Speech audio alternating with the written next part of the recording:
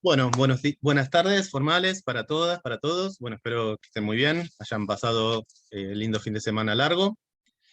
Eh, la idea del encuentro de hoy, primero, bueno, terminar de presentar el programa, que nos quedaron algunas cuestiones pendientes del encuentro pasado, y comenzar con el texto de Enrique Marí, Racionalidad e Imaginario Social en el discurso del orden, y en ese sentido empezar a desarrollar algunas líneas que pueden también provenir de otros autores, ¿no? También vamos a dejar abierta esa posibilidad, respecto del concepto de imaginario social, que es uno de los conceptos estructurantes de este práctico, ¿no? Ustedes saben que hay dos conceptos estructurantes, uno es literatura o campo literario en sentido amplio, y el otro es imaginario social, ¿sí? Así que bueno, esa es la idea del encuentro de hoy.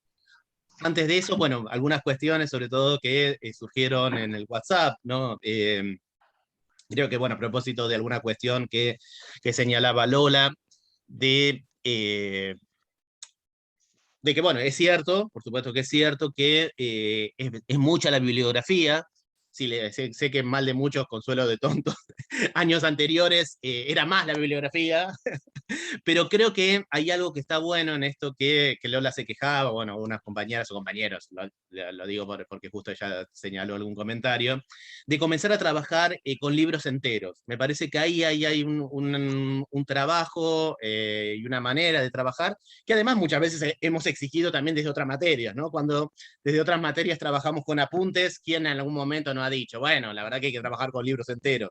Me parece que es un buen registro de trabajo, ¿no? Más allá de que, como es un cuatrimestre, sabemos que es mucho el material y es largo el programa, hay distintos acompañamientos, ¿no? Para que justamente poder resaltar las ideas principales de cada libro, pero está bueno empezar a trabajar con el objeto libro y con el libro entero, ¿sí? Más allá de eso. Eso, sobre todo, bueno, para dialogar sobre esa cuestión que había surgido en algún momento en el WhatsApp. Bueno, y terminamos entonces de presentar el programa de la materia. Volvemos y resumimos algunas de las cuestiones que ya habíamos planteado en el encuentro anterior. Primero, ustedes saben, bueno, en este práctico se toma a la literatura como fuente y agente de la historia, ¿sí? Es decir, que la literatura nos sirve como un discurso más, ¿sí? De los tantos que circulan en la sociedad, para poder dar cuenta de hechos históricos, de épocas históricas, de prejuicios, de ideas, del imaginario social de una época histórica. En este sentido, ya lo habíamos comenzado también a desarrollar, para nosotros la literatura no se crea a partir de la nada, no se crea a partir del genio artístico, ¿sí? Del autor, simplemente, sino que toda literatura, y en ese sentido nos interesa, es hija de su época. Y en el sentido de que toda literatura es hija de su época, toda literatura reproduce ideas, prejuicios, imaginarios sociales circulantes, amores, odios, sentimientos, imaginarios sociales de una época o el espíritu de una época, ¿no? Cuando digo reproduce, quiero decir que puedes criticar o puede reproducir también los enunciados del poder, los discursos del gobierno de turno, ¿no? Los reproduce, los avala, los legitima o los critica, ¿no? Pero siempre está haciendo, nos dice algo, en definitiva, la literatura, o es un documento histórico respecto de la época en la que surgió.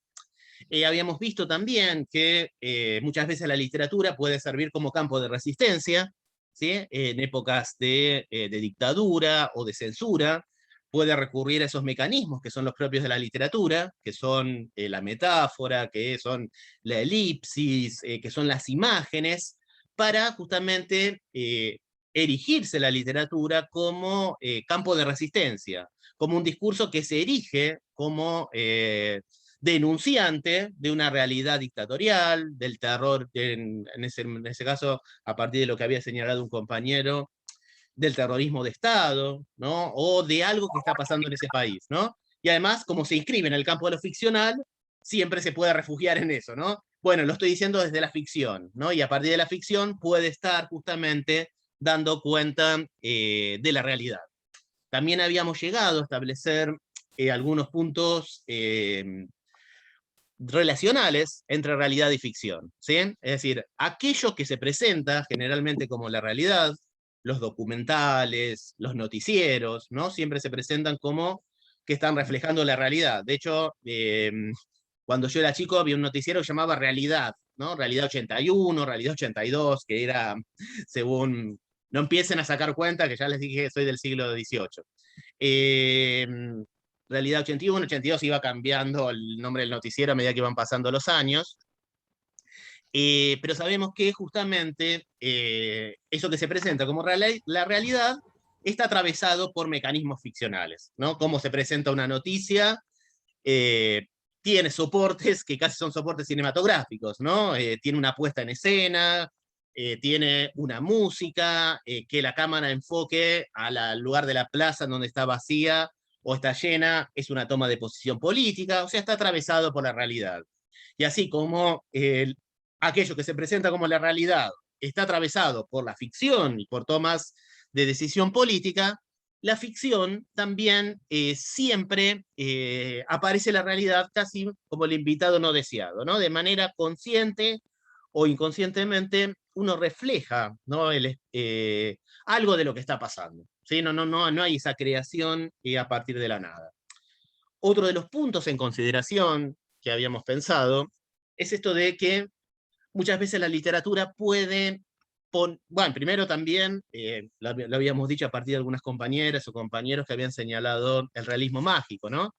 La literatura ha sido en América Latina un campo certero también, ¿no? O un medio certero de acercarse a la realidad, ¿no? Muchas veces porque nuestra realidad parece de por sí novelesca o surrealista, o porque también está atravesada por componentes terroríficos que muchas veces resulta insoportable hacerlo desde un discurso demasiado realista. Entonces, apelar al mecanismo de la ficción muchas veces lo que logra es poner también el horror en palabras, ¿sí? Poder decir aquello que desde otros discursos no se puede decir, o que la magnitud del horror impide decirlo, ¿sí? Entonces, bueno, estas es algunas de las cuestiones que habíamos comenzado a ver, y hacia el final del encuentro habíamos comenzado a pensar un concepto que puede ser clave para poder pensar también la relación entre literatura y política en Argentina, que es el concepto que desarrolla Nicolás Junguay en la ficción de la Argentina, Historia de una idea, que es el concepto de ficciones orientadoras, ¿no? Habíamos visto que justamente Junguay parte de la idea o de la hipótesis en ese libro de que antes del nacimiento, de la creación de un país, aparece una idea de país. Y que las primeras ideas fundantes en Argentina, provenientes del campo jurídico, pero también del campo literario, están atravesados por lo que Junguay, o caracterizadas por lo que Junguay denominaba, una mitología de la exclusión, una sociedad de opositores. Es decir, con la creación del país también aparece una idea de sociedad dual, de una idea de que hay un otro que no debe formar parte de la nación o que debe ser exterminado. Si bien todo proceso identitario, ¿no?, se crea a partir de un otro, en el caso de Argentina es muy particular, yo no sé si en el caso de otros países o de otras creaciones de naciones tan particular, esa idea del sueño de exterminio del otro, ¿no? Y que acampea desde los macro a los microescenarios de la sociedad y el Estado. Es decir, esa idea de que hay un otro, hay que exterminar para que el país progrese, crezca sano, etcétera, ¿no? Y siempre atravesados por discursos racistas, ¿no? Y que ha tomado diversas formas, ¿no?, a lo largo del tiempo, ¿no? Para que este país progrese, debería ponerse una bomba en las villas miserias, ¿sí? Deberían, aquellos que no quieren trabajar, o los planeros, en otro momento han sido las poblaciones originarias, ¿no?, las que no formaban parte del proceso de identidad de la nación. En otro momento hemos visto, fueron los inmigrantes, ¿no? Y eso va a ser muy fuerte y se va a reflejar en la literatura de la generación del 80. En otros momentos han sido los cabecitas negras, los trabajadores identificados con el peronismo, ¿no? Hay una idea que atraviesa la relación entre política y literatura, o sea, todo esto se ve reflejado en la literatura, que nos puede servir para poder pensar justamente esta relación que proponemos en este práctico. Adrián, perdóname, Sí, Alejandra, soy. sí, Alejandra, por favor. Sí, sí, siempre el otro como algo negativo en este sentido. Claro, esta creo que es la parte, está muy bueno lo que pone sobre el tapete a Alejandra. A ver, generalmente, ¿no? Esa otredad se suele, ¿no? Y eso casi forma parte de todos los procesos, ¿no? De construcción de las identidades nacionales, se pone en el lado de aquello que no forma parte de la nación, ¿no? O que para conformar parte de la nación se tiene que transformar casi en lo mismo, ¿no? En los pueblos originarios, en católicos, o, por decir un ejemplo, ¿no? Cualquiera, ¿no? Generalmente es así. Yo, lo que dice Jung, y creo que en ese caso es propio de la Argentina, es que esa otredad aparece con una idea de que debe ser exterminada, ¿no? No, a ver, pero por supuesto que está muy buena la pregunta que vos haces, porque, a ver, lo que nos construye también como seres humanos, ¿no? Es la idea de mismicidad, ¿no? Y otredad. Es decir, que justamente lo que hace rico a las identidades humanas y a las naciones es la idea de que todos somos seres humanos, todos tenemos el mismo estatus de humanidad, ¿no? Y todos somos diferentes, ¿no? Y eso es lo que hace la construcción de los otros. Pero la idea que suele surgir, ¿no? Y sobre todo en las sociedades modernas, es que ese otro, en algún punto, no tiene el estatus total de humanidad, ¿no? Y creo que eso es lo que también trae tantos problemas, ¿no? El otro no tiene estatus total de humanidad, ¿no? El villero, porque naturalmente, o el pobre, o la población originaria, o el inmigrante, o porque naturalmente, o porque biológicamente aparece como inferior al sí mismo, ¿no? Es una de las grandes tragedias, ¿no? En torno al cual se construye la otredad. Pero vos, ¿en qué habías pensado, Alejandra, sobre todo? No, lo preguntaba por esto de que en general la construcción de la identidad siempre es también en relación a un otro, si ese otro siempre es algo negativo o no. Una cosa es que este autor lo tome en ese sentido y otra cosa es decir es, mira, yo construyo mi identidad siempre también en relación a ese otro. Y siempre ese otro es lo malo, lo inferior, lo que está, hay que despreciar o lo que fuere. No debiera ser así. Yo lo que creo, ¿no? Perdóname, o podría Sí, ser perdón. como algo aspiracional, algo admirado, porque uno Eh, también puede construirse en función de un otro, me parece, bueno. Sí, está bueno eso que vos planteás. A ver, sobre todo lo que, y por supuesto que es discutible la idea, ¿no? Y la podemos charlar entre todos, ahí Leandro también quiere acotar algo. Lo que está diciendo Jungay es que desde los discursos hegemónicos, ¿no? Y entre ellos el literario, y ahora vamos a ver por qué, y desde ciertos discursos políticos, se insistió en que ese otro era inferior, debiera ser exterminado, ¿no? También se miró un otro con ciertas aspiraciones, no sé qué yo, Sarmiento cuando dice, si hubieran venido la inmigración anglosajona, ¿no? O el norte de Europa, distinto hubiera sido. Pero siempre establece como unos casi clasificaciones y estatus, ¿no? De humanidad o de algunos superiores y otros inferiores. Pero por supuesto que está bueno esto que vos señalás. Y discúlpame, ¿y esto No, es por favor. así aquí y en general o solo para la Argentina? No tengo tanta idea. A ver, yo lo que estoy Ok. seguro es que a ver, lo que tiendo a pensar es que sí,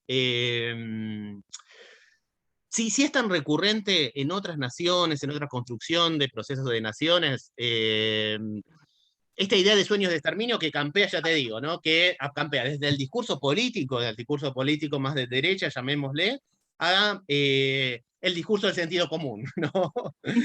No, que se subís a un taxi y te dice, mira, si no estuvieran estos villeros, si no estuvieran estos planeros, la nación prosperaría. Yo no sé si es tan frecuente, pero bueno, nos parece que nos sirve para pensar la situación de Argentina. Leandro y después Sofía, dale.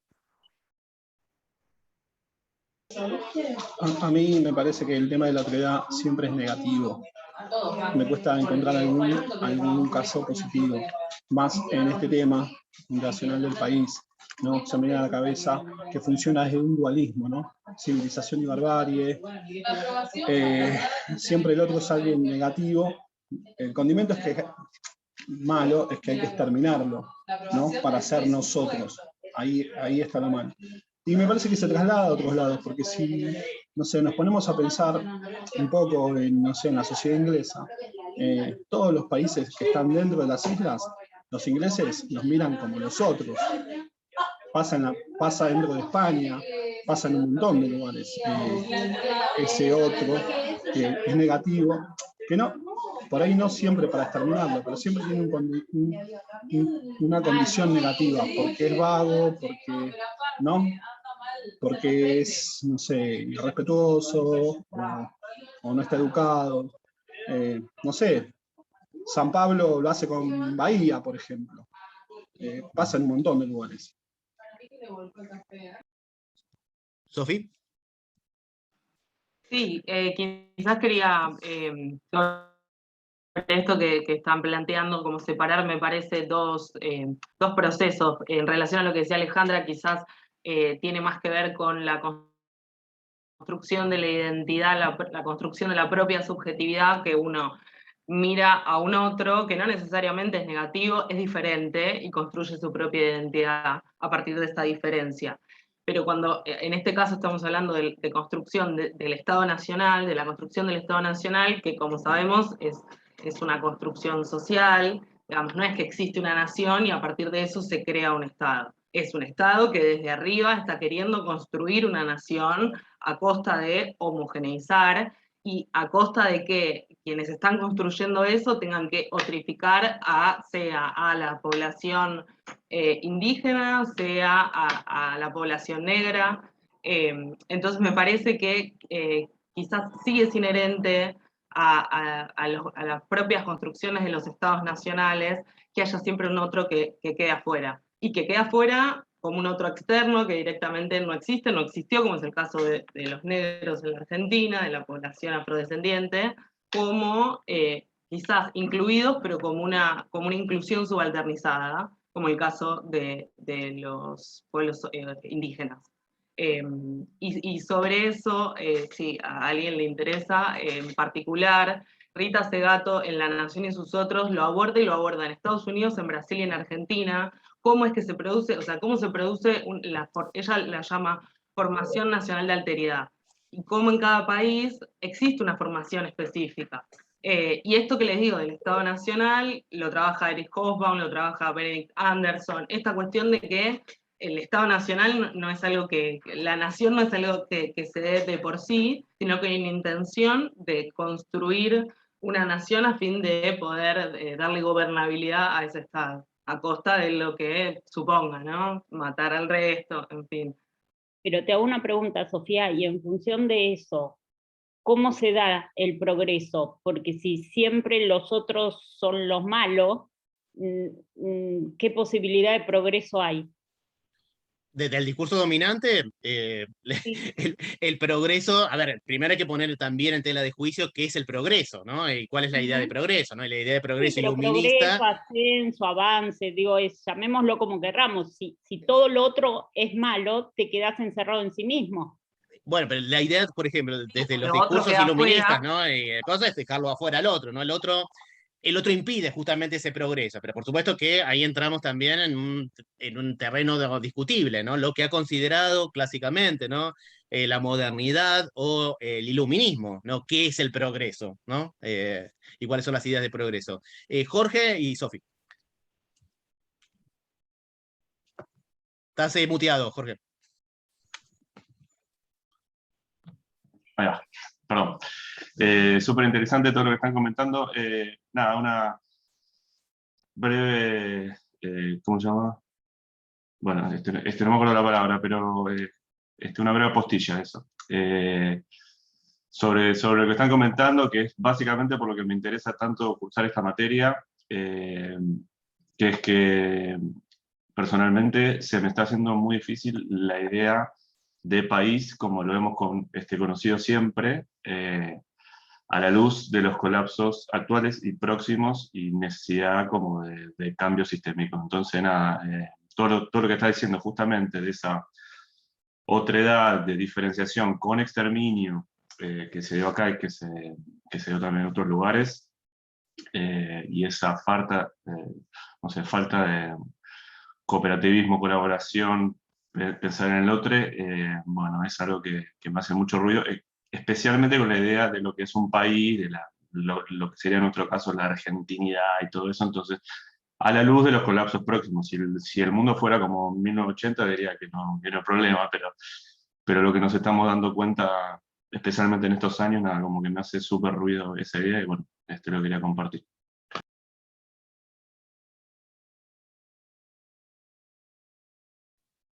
Sofía. No, bueno. No.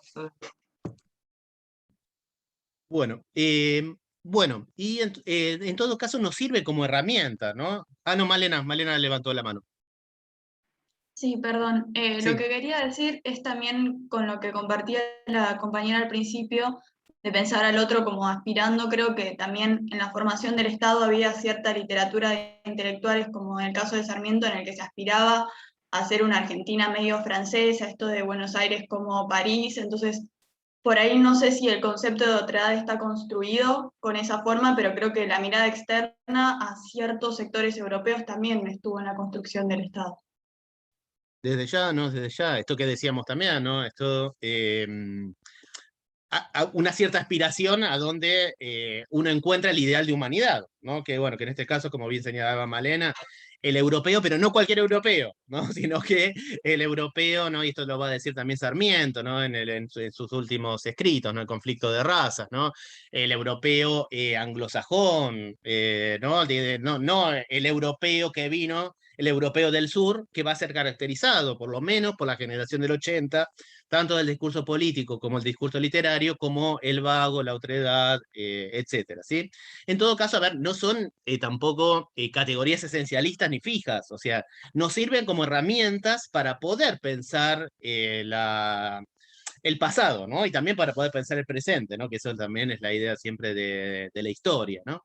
Así que bueno. Bueno, entonces, otra cuestión es que, por supuesto, nosotros no alcanza una vida, y menos va a alcanzar un cuatrimestre, no podemos hacer un recorrido por toda la historia de la relación entre la literatura y la política en Argentina. Entonces tomamos algunas decisiones, ¿sí? Y las decisiones tienen que ver con algunos tópicos, ¿sí? Y algunos tópicos que aparecen fundantes, ¿no? Que aparecen en los orígenes de la literatura y que después se va repitiendo, ¿sí? Hay uno que es muy general, ¿no? Y que lo desarrolla tanto David Viñas en literatura argentina y realidad política, como también Ricardo Piglia en escritos como La Argentina en pedazos, y es que, como suele suceder en otros países también, la literatura en Argentina nace política, ¿sí? Nace política, ¿y esto qué quiere decir? Nace escrita por políticos, los mismos que son políticos son los que escriben, es decir, no hay una idea de campo literario autónomo, no hay gente que se dedique solamente a la literatura y que tenga por fin estético, sino que el fin es político, está escrita por políticos, y aparece atravesada por la temática política y por la violencia política. Porque vamos a ver que desde el primer cuento, la primera novela argentina, aparece esta idea que en algún punto señalaba también Jorge, ¿no? y Leandro. Esto de una sociedad dual, ¿no? Tanto el considerado oficialmente, arbitrariamente, el primer cuento argentino, El Matadero de Esteban Echeverría, como Amalia, considerada oficialmente la primera novela argentina, cuentan casi la misma historia con diferentes argumentos. Y la historia es la de un sector ligado a Buenos Aires, a la ciudad de Buenos Aires, de tez blanca, con la mirada puesta en Europa, con una corriente muy iluminista, con una idea política también o con un ideal político de proyecto burgués, ¿sí? Eso se autodenominan como la civilización, y hay otra parte pensada en las provincias que se denominan, por parte de aquellos que se denominan como la civilización, como la barbarie, ¿no? Son unitarios y federales, la civilización versus la barbarie, y con diferentes argumentos van a pensar esto, ¿no? Van a pensar esta dualidad y esta idea de la violencia política, ¿no? Entonces, la literatura argentina nace política y nace con el signo de la violencia política. Una violencia política que atraviesa los cuerpos, además, ¿no? Y que se manifiesta también en violencia hacia los cuerpos. ¿Alguien que se recuerde algo del Matadero, de cómo aparece esa violencia política, o el argumento general, o de Amalia?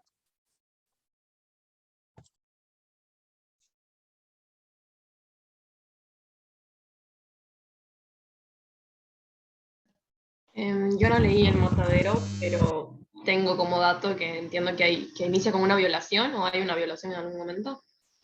Así es, Paula, así es, así es. El Matadero cuenta, tiene varios argumentos, es un cuento muy cortito, pero tiene, y ahí se ve que no está bien desarrollado tampoco el tema de la literatura, ¿no? Porque en general un cuento trata sobre un solo tema, o tiene un solo argumento, ¿no? Van a ver que el Matadero es bastante desordenado, cuenta muchas cosas, demasiadas cosas para un cuento, pero la principal que cuenta es justamente el intento de violación de un unitario, ¿sí? De un hombre que aparece en los mataderos, en los mataderos de vacas, un unitario que aparece ahí, se caracteriza como un hombre apuesto de 25 años, con la patilla en forma de U, que entra en el terreno de los mataderos, que es el terreno de los carniceros federales, aliados a Rosas.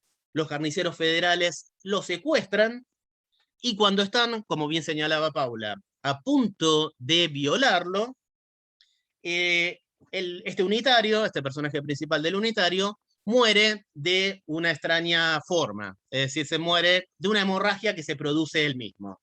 Es decir, cuando están a punto de desnudarlo, no lo están atando, se le revientan las sienes, ¿sí?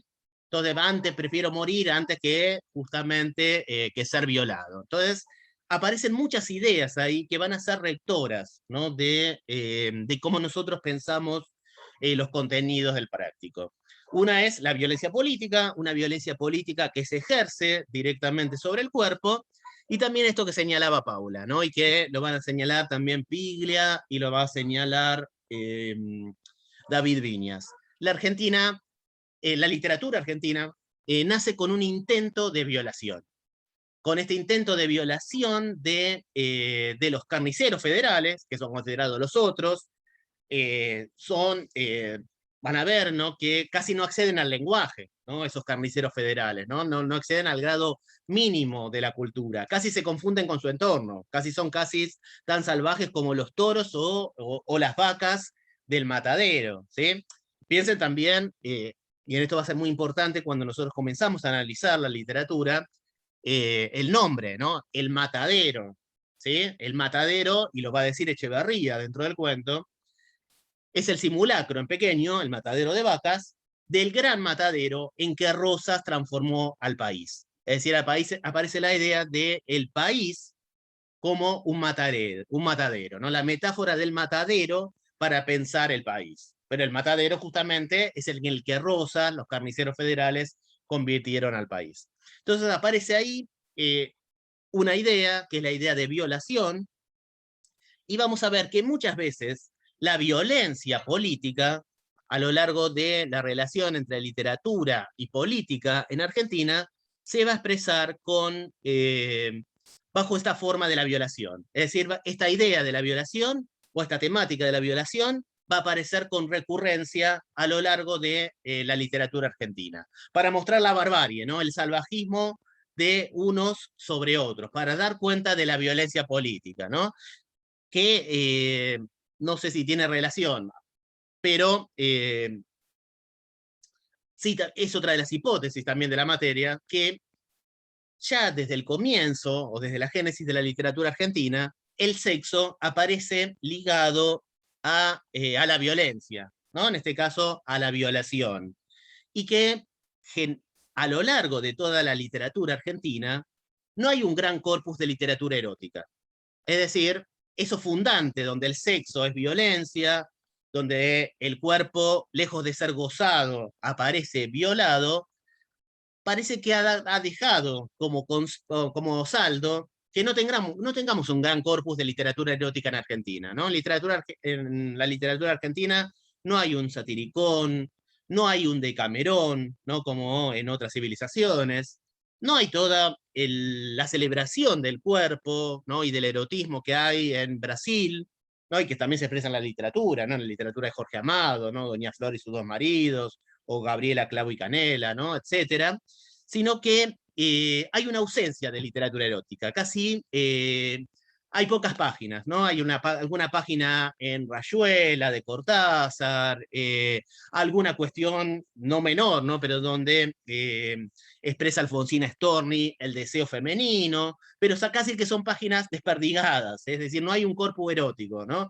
Y quizás esto tenga relación con esa idea fundante donde el sexo no aparece como celebración de los sentidos, como goce del cuerpo, sino que el cuerpo aparece violado, torturado, ¿sí? Desaparecido, ¿sí? Vamos a ver que esa idea se va a repetir, ¿no? A lo largo de toda la relación entre literatura y política argentina. Y nosotros trazamos esa línea, ¿no? Una línea que va desde El Matadero de Echeverría hasta El Niño Proletario de Osvaldo Lamborghini, por ejemplo, ¿sí? Pero que vamos a ver que lo vamos a encontrar en diferentes momentos. Otro de los tópicos es la ausencia de literatura erótica, ¿no? La poca presencia de la literatura erótica, de celebración del cuerpo como goce de los sentidos, ¿sí? Como placer, sino que el cuerpo aparece, como recién decíamos, mejor torturado, violado. Inclusive, bueno, hasta en el cine erótico, ¿no? Pensemos la diva máxima del cine erótico en Argentina, ¿no? Isabel Sarli, que frecuentemente en sus películas, la más paradigmática, que se llama Carne, no casualmente, también aparece violada. Si bien, ¿no? Lamentablemente, ¿no? La violación parece formar parte de uno de los tópicos del erotismo machista más retrógrado, acá aparece con más frecuencia también de la debida, ¿no? Y aparece casi en ese símbolo también del cine erótico en Argentina. El otro de los tópicos que nosotros pensamos, y que ya lo habíamos adelantado, es el tópico de la recurrencia a la novela policial, ¿sí? O al género policial. Es decir, eso que ya aparece en el Facundo de Sarmiento, ¿no? También aparece como fundante. El Facundo de Sarmiento tiene múltiples lecturas, puede leerse como una novela, también como un tratado de política, de sociología, pero también puede leerse como una novela policial. ¿Por qué? Porque hay un crimen, que es el de Facundo Quiroga, hay un asesino, que según Sarmiento es Rosas, y hay un detective que es el propio Sarmiento, ¿no? Que se denomina a lo largo del relato como vaquiano, ¿no? Detective, inclusive, ¿no? Pero esa idea de la novela policial, donde en un crimen se encubre el misterio de la Argentina, va a haber un largo recorrido también. Ya lo nombrábamos también en el encuentro pasado, a partir casi de esa novela política y policial por excelencia, que es Operación Masacre, ¿no? De Rodolfo Walsh, aparece en Santa Evita, ¿no? De Tomás Eloy Martínez, o en Esa Mujer de Rodolfo Walsh, donde también, ¿no? A partir de la desaparición del cadáver de Eva Perón, se pretende ver o desentrañar un misterio que en definitiva también es el misterio de la Argentina, ¿no? Entonces, esos son algunos de los tópicos a partir de los cuales nosotros hacemos este recorrido, ¿sí?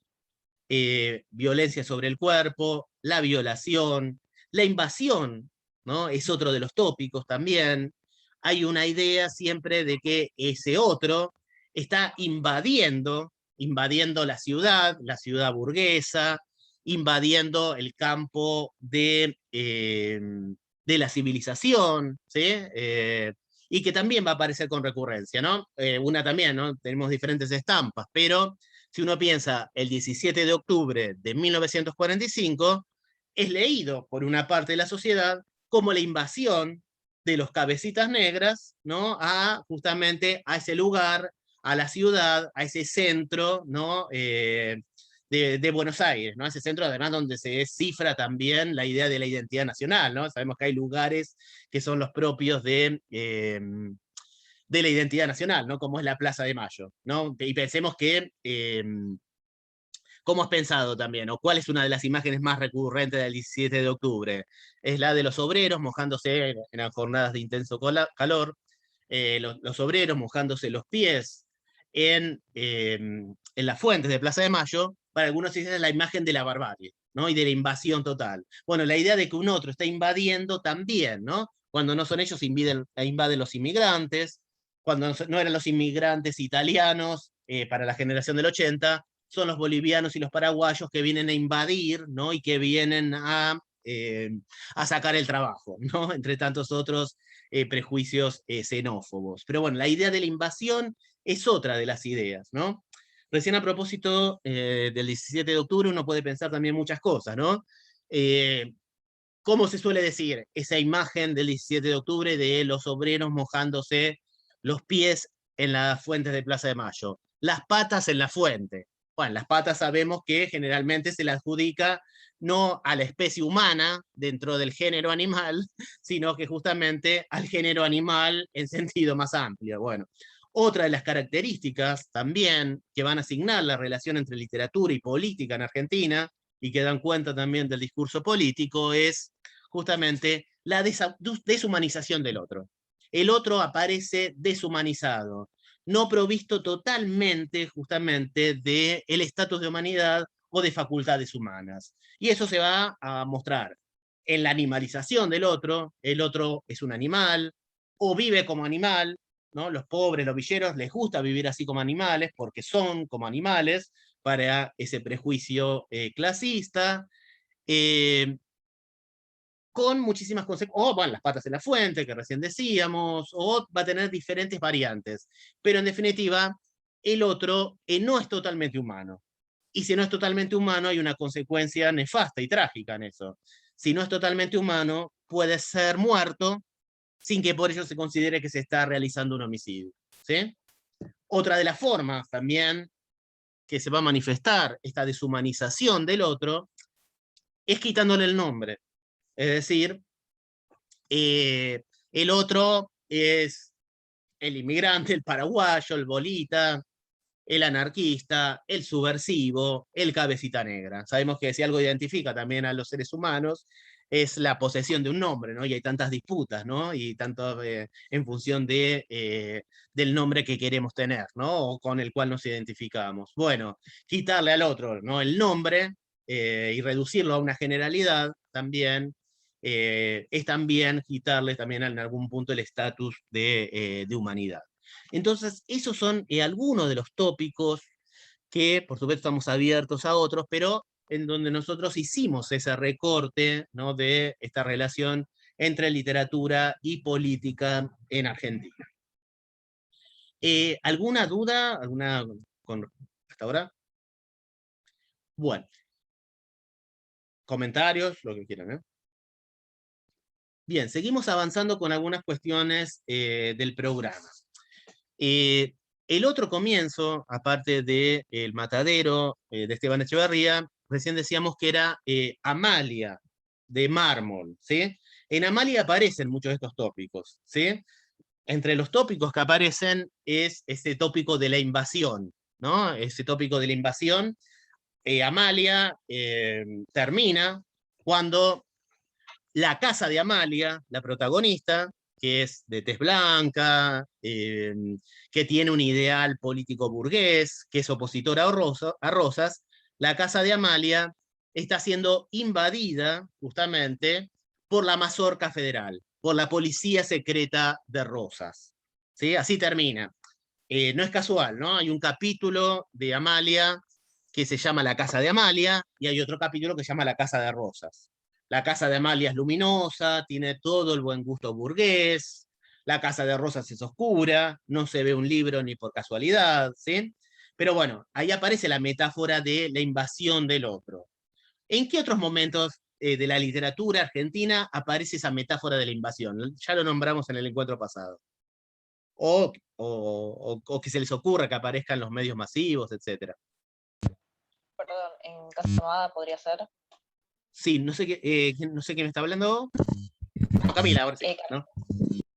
Sí, así es, en Casa Tomada, ¿no? En Casa Tomada aparece y se resignifica, ¿no? Ese tópico de la invasión, ¿no? Ya habíamos dicho, y cuando analicemos bien Casa Tomada tiene múltiples lecturas, pero entre las múltiples lecturas es esta de poder pensarla como metáfora del peronismo, ¿no?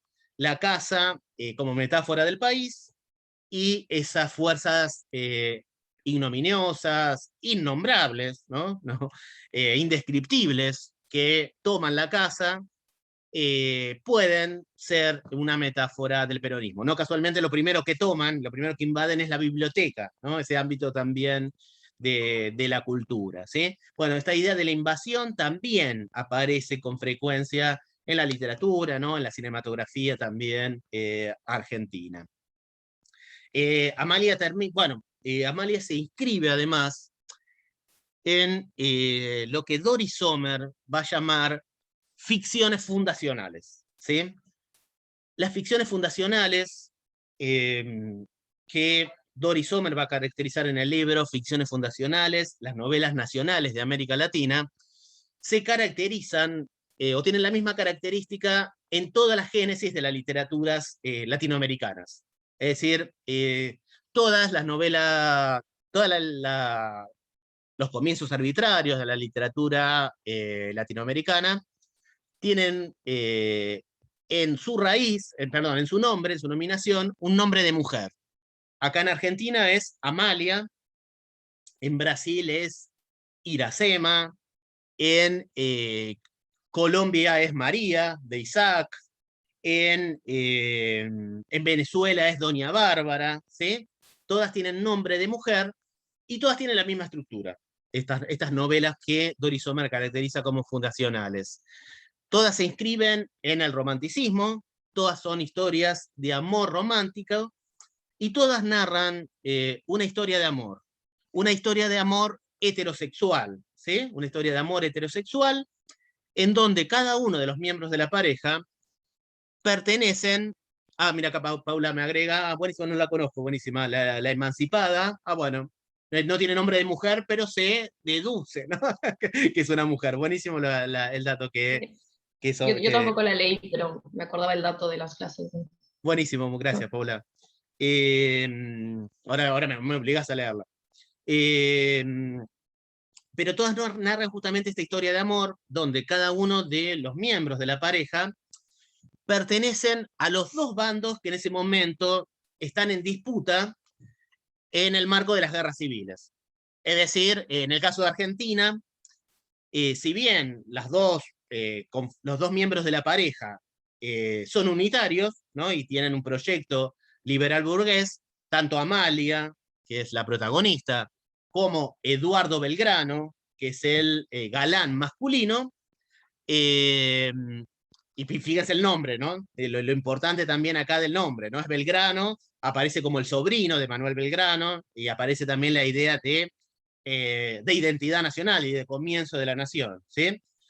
Bueno, si bien acá los dos son unitarios, no es que uno es unitario y el otro es federal, Amalia es tucumana y Eduardo Belgrano es porteño. Entonces, en esa historia de amor aparecería la conciliación de la idea nacional, ¿sí?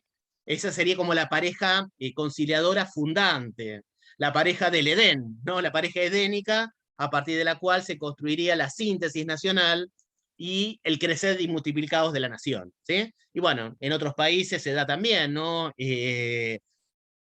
si la mujer es liberal, el varón es conservador, o la mujer más mestiza y el varón más blanco, pero bueno, según la idea nacional, esa se expresa también en esa literatura nacional.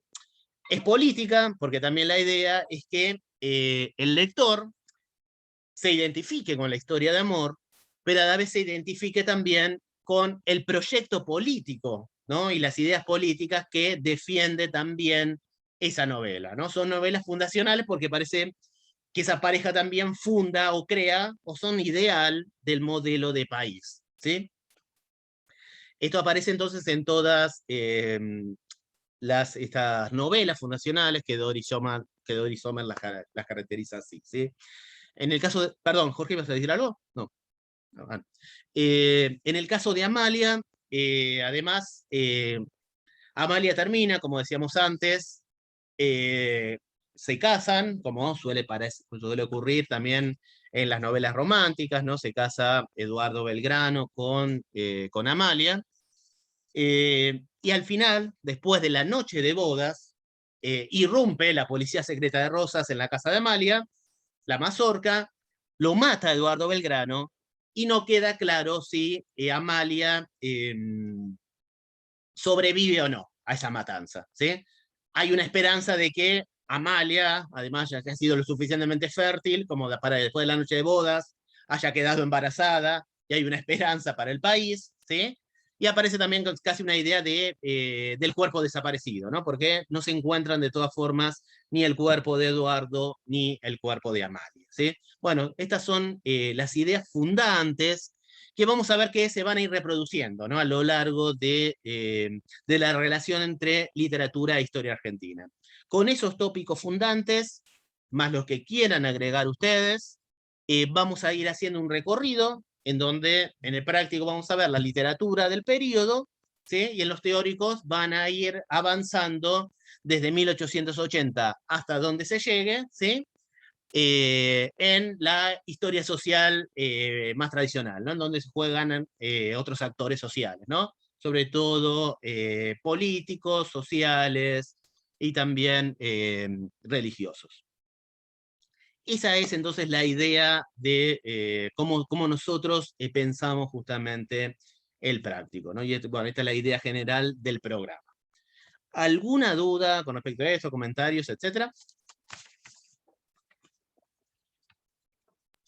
Hola, perdón, yo tengo una pregunta, no es tanto del contenido, sino más bien de la bibliografía. Estaba revisando el Drive y no encontré, al menos yo, la unidad 6, la de democracia y literatura. No sé si por ahí no me fijé bien o algo.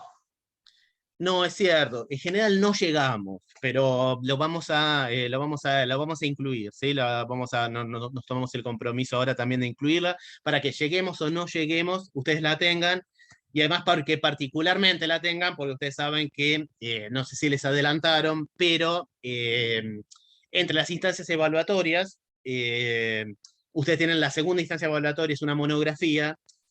Todos los cuatrimestres vamos cambiando la época de la monografía, pero justamente este año y este cuatrimestre también se centra en la literatura post-democracia, así que de 1983 en adelante. Así que vamos a tomar y vamos a hacer un recorte, y también tomamos lo que quieran ustedes, autores.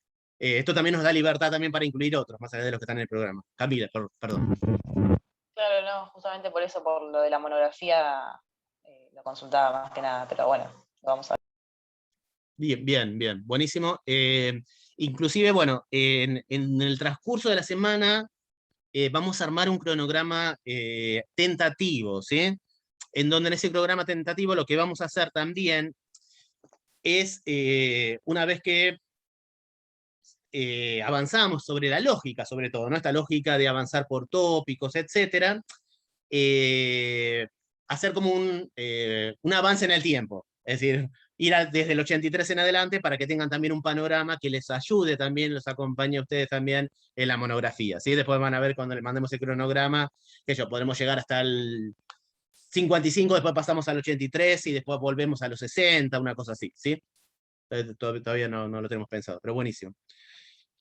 Las reseñas, sí, como se pregunta acá Alejandra, ya le respondió Sofía, sí, son los textos de teóricos. A mí me quedó una duda de las reseñas, porque estuve viendo lo que subieron y hay como una guía de preguntas, y sé que hay que seleccionar y entregarlo, decía, en la modalidad escrita o audiovisual según el práctico. No entendí si eso es la reseña, si contestar eso es la reseña o no. Sí, Sofía. Sí, sí, lo que dice es que lo pueden hacer en formato audiovisual, pueden hacer tipo un podcast, por ejemplo, cortito, 10 minutos como mucho, o lo pueden hacer por escrito, es como ustedes prefieran. ¿Te contesté? ¿Esa era la duda? Y no había entendido si la reseña era en sí responder lo que pregunta o hacer más bien nosotros una evaluación del texto. Me había quedado esa duda, si era un escrito propio o responder una pregunta. No, en realidad es un escrito propio. Lo que pasa es que, como por ejemplo el texto de Botana, que es un libro entero, dice muchas cosas y ustedes se podrían centrar en lo que a ustedes les parezca más importante. La idea de la reseña es que se centren en esos puntos. No quiere decir que lo respondan tipo medio escolarmente, diciendo, bueno, a la pregunta 1, incluso eso, pueden tomar en cuenta las preguntas y armar un texto propio, teniendo en cuenta que esté eso, y agregar alguna otra cosa a ustedes les parece. En una extensión de 2 carillas. O sí, audiovisual, eso es como ustedes prefieren. Audiovisual no digo. Acá Sofía pregunta, sí, bueno, dos cosas, pregunta creo Alejandra. Primero, bueno, sí, pueden ser de la primera parte y otra de la segunda, pueden ser las dos de la primera, pueden ser las dos de la segunda, eso como ustedes quieran, pero con esta salvedad, ¿no? Si entregan de la primera parte, que sea hasta el primer parcial, ¿sí? Y si entregan de la segunda parte, que sea después. O sea, que sí, que no entreguen la segunda parte, después del primer parcial, una reseña de la primera parte, ¿sí?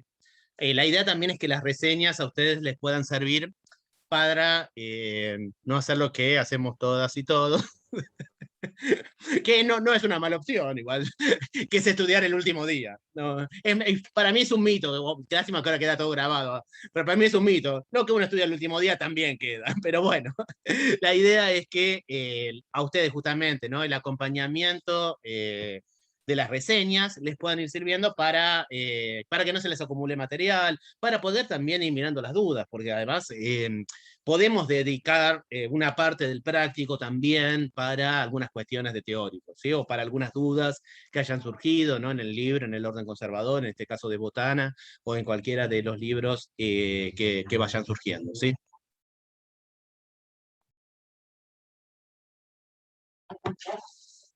Bueno, continuamos entonces. Bueno, vamos a empezar entonces con ya presentado el programa,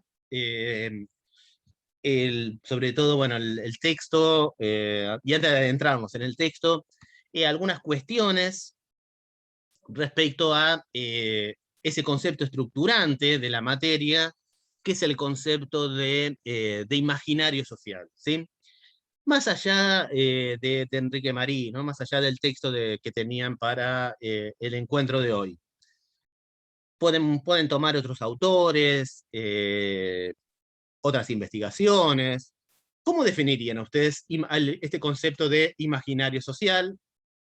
¿Y cómo les parece que se puede relacionar con la literatura?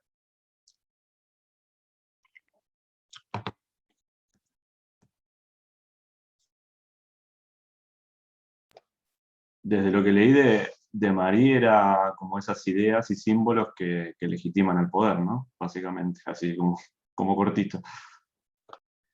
Es una aproximación, ¿no? Vamos a ver de todas formas que tiene una salvedad, ¿no? Que los imaginarios sociales pueden ser hegemónicos, en definitiva, y contrahegemónicos también, ¿no? Pero bueno, sí, Enrique Marí se va a enfocar, y que son los que más le interesan, porque son aquellos que uno como sociólogo también, ¿no? Siempre lo que más le preocupa son esas relaciones de poder que se naturalizan, ¿no? Y bueno, entonces criticar el concepto de imaginario social hegemónico es lo que más le interesa a Enrique Marí. Pero podemos hacer esta salvedad, ¿no? Que pueden ser hegemónicos o contrahegemónicos. Pero Jorge introducía también una cuestión muy importante, ¿no? Para pensar este concepto de imaginario social, que es un conjunto de ideas que se expresan en símbolos, ¿sí? Eso es lo propio del imaginario social, ¿no? Expresarse en símbolos o expresarse en universos simbólicos, ¿sí? ¿Qué otra aproximación quieren decir? Ya les digo, puede ser Marie o puede ser otros autores que hayan visto, Pierre Ansart o el que ustedes quieran introducir.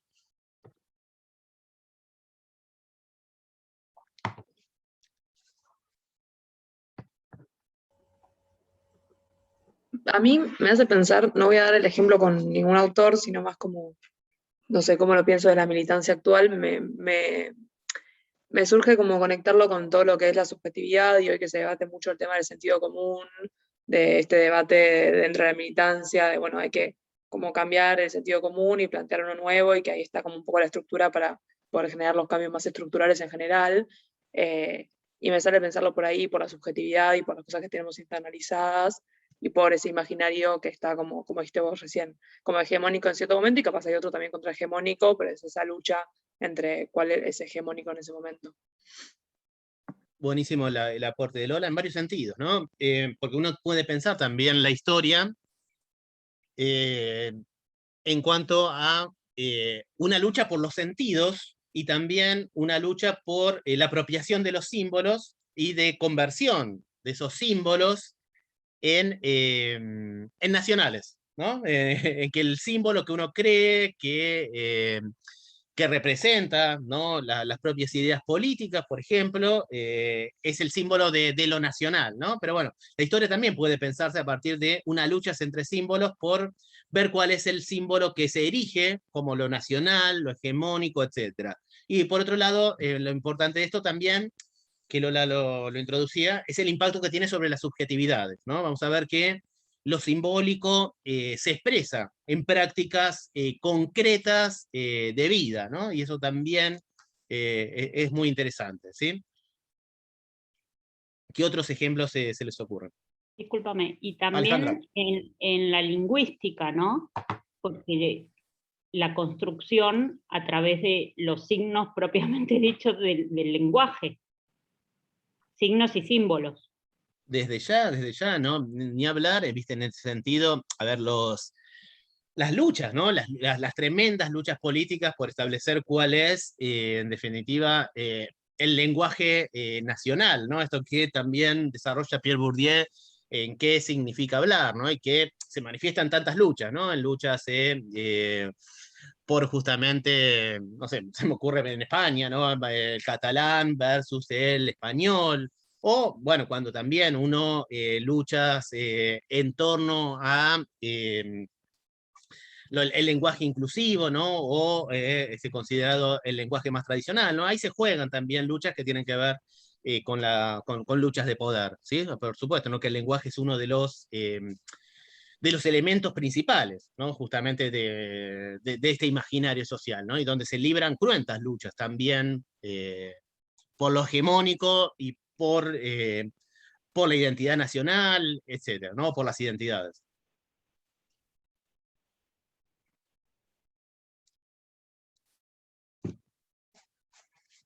Bueno, si alguien quiere introducir algunos otros elementos. Bueno, vamos a hacer como unas breves caracterizaciones y después vamos introduciendo también los elementos que ustedes quieran, ¿no? Entonces, a grandes rasgos, nosotros vamos a partir de esa hipótesis que desarrolla Pierre Ansart en Ideologías, Conflictos y Poder, que señala justamente que ninguna práctica social se reduce a sus solos elementos constitutivos. Es decir, que toda práctica social que quiera permanecer en el tiempo y legitimarse en el tiempo, precisa de una red de símbolos que le den legitimidad y sentidos. A esa red de símbolos que le dan legitimidad y sentido a las prácticas sociales, nosotros la llamamos imaginario social. Esa puede ser una primera aproximación al concepto de imaginario social. Otra primera aproximación puede ser el conjunto de amores, de odios, de ideas, de prejuicios, de sentimientos que conforman el mapa simbólico de una sociedad o que se traducen en símbolos y a partir de los cuales las prácticas sociales cobran legitimidad en sentido amplio, ¿sí? Estas pueden ser dos definiciones que nos aproximan al concepto de imaginario social. Vamos a ver varias particularidades, ¿no? de este concepto, ¿no? Por supuesto que esos símbolos pueden tomar de diferentes formas. Alejandra recién nombraba el lenguaje, pueden ser banderas, escudos, vestimentas, espacios, ¿no? Hace un ratito también decíamos la Plaza de Mayo, ¿no? A propósito del 17 de octubre, ¿no? Y todos sabemos que cualquier demanda sectorial que quiera convertirse en una demanda nacional, ¿no? El lugar es la Plaza de Mayo. ¿Por qué? Porque la Plaza de Mayo tiene una connotación simbólica importante como el lugar donde es simbólico de creación, ¿no? de la patria, ¿no? Entonces no parece casual que se libren tantas cruentas luchas de quién accede o no a la Plaza de Mayo, y de que llevar una demanda a la Plaza de Mayo es querer transformar una demanda propia de un sectorial en una demanda nacional, ¿no? Hay lugares que son eminentemente simbólicos, ¿no? Entonces también el imaginario social o los símbolos se traducen también en espacios, ¿sí? Vestimentas, eslogans, cánticos. Recién Lola había dicho cómo esto también operaba sobre las subjetividades, ¿no? Es decir que, en definitiva, frente a los símbolos que son propios del imaginario social, uno generalmente no permanece indiferente. Es decir, esos símbolos generan en las subjetividades sentimientos de amor o de identificación, o sentimientos de agresión o de odio, ¿no? O por lo menos de rechazo, ¿sí? Es decir, frente a la bandera nacional, uno puede sentirse o no identificado. Frente a un escudo religioso, puede uno sentirse no identificado. Frente a la bandera del arco iris de la comunidad LGTBIQ+, uno puede sentirse o no identificado. Frente a símbolos como los pañuelos blancos, ¿no? de las Madres de Plaza de Mayo, uno puede sentirse o no identificado, pero bueno, eso se termina plasmando en ideales de vida y también en formas de vida, ¿no? y en prácticas sociales y en prácticas políticas. Habíamos llegado, creo, también a decir que, a ver, todo grupo social que quiera permanecer en el tiempo, o toda manifestación social, uno la asocia directamente con el símbolo, ¿no? Esa es la forma de permanencia y legitimidad, tanto de un actor social como de una movilización social, ¿no? Y así tenemos cacerolas, así tenemos las Madres de Plaza de Mayo con los pañuelos blancos, haciendo un ritual, ¿no? que era el ritual de dar vueltas alrededor de la pirámide de la Plaza de Mayo. Tenemos las ceremonias religiosas, ¿no? las católicas todos los domingos, etcétera, etcétera, ¿no? Rituales, colores, eslogans, cánticos, ¿no? que generalmente, como decíamos recién, producen en las subjetividades sentimientos de identificación, sentimientos de amor, de odio, de rechazo, pero generalmente no suelen producir sentimientos de indiferencia. El imaginario social, primero, ya lo habíamos señalado, ¿no?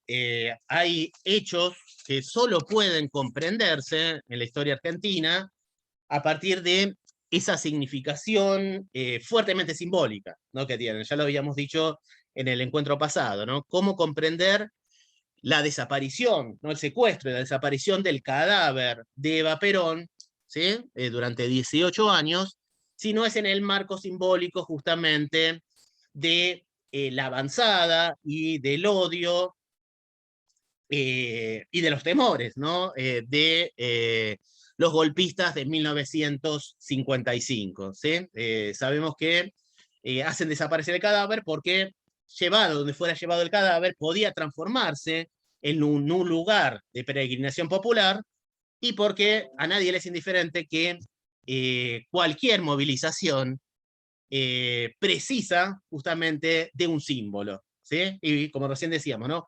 Cualquier movilización, cualquier tipo de revolución, lo recordamos también por lo fuertemente simbólico, y es además lo que canaliza además esos sentimientos de identificación y de amor.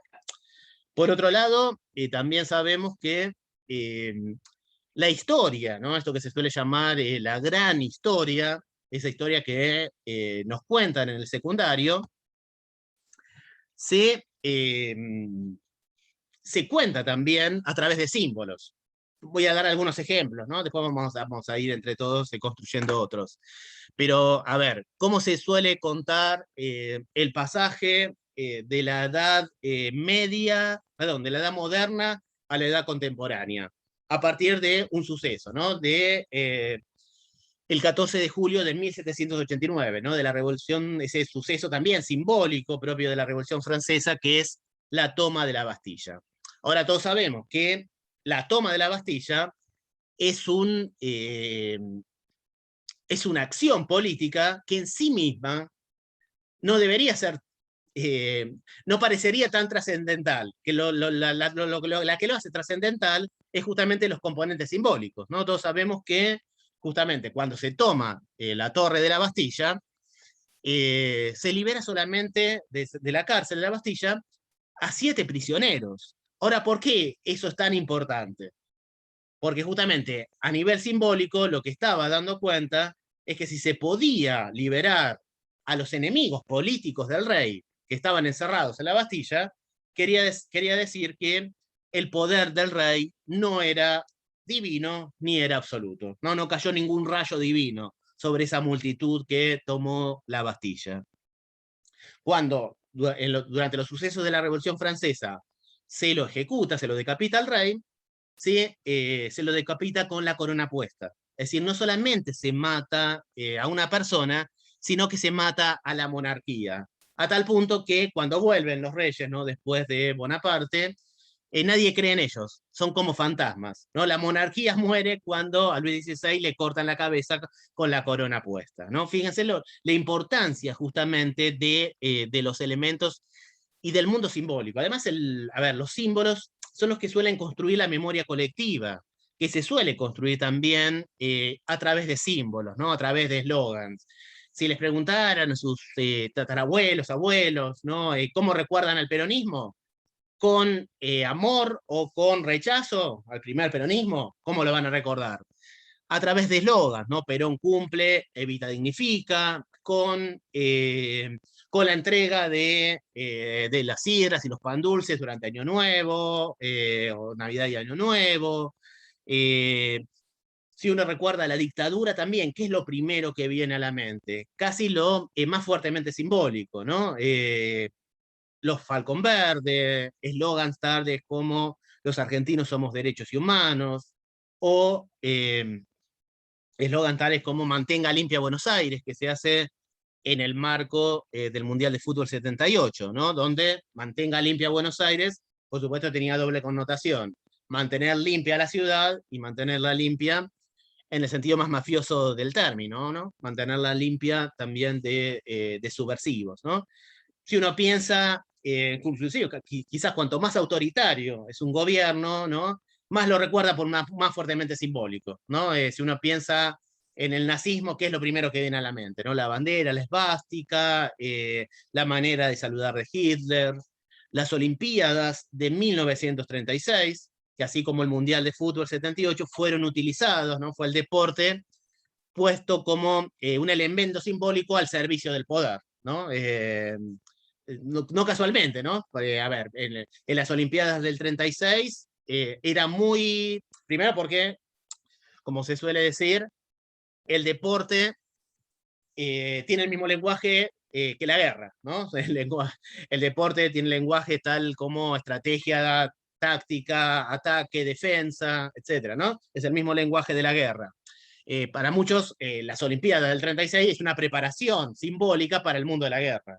De hecho, para Hitler era muy importante que Alemania ganara la mayor cantidad de disciplinas posibles, porque eso que estaba demostrando, que esa raza que se autodenominaba aria y superior, ¿no? Estaba destinada a conquistar también todo el mundo, y era superior en el deporte, y también lo iba a manifestar después también en el belicismo, ¿sí?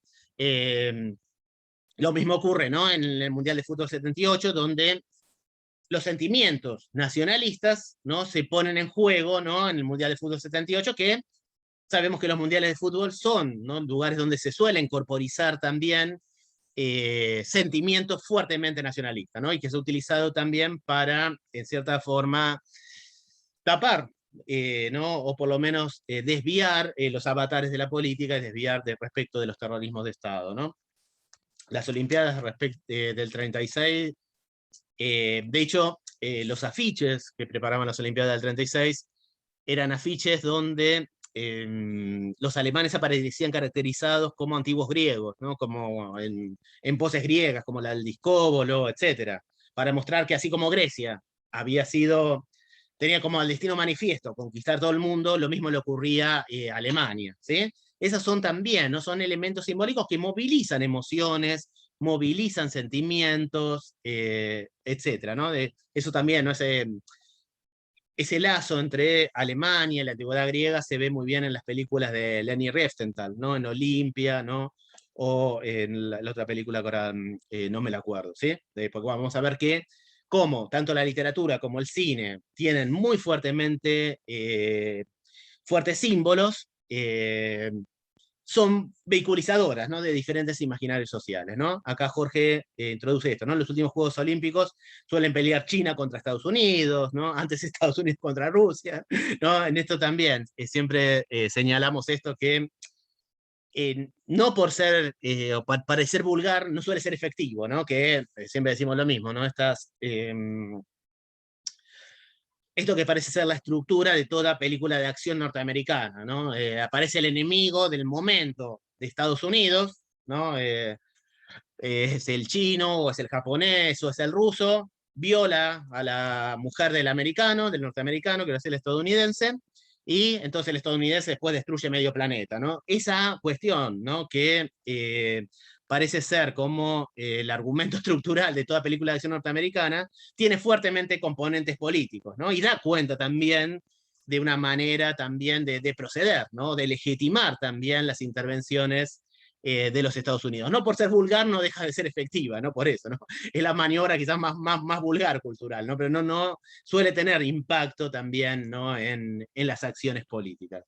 Yo ahora les voy a nombrar algunas, y después ustedes también, me nombran otros ejemplos, ¿no?, de imaginarios sociales, para tener todos la misma base.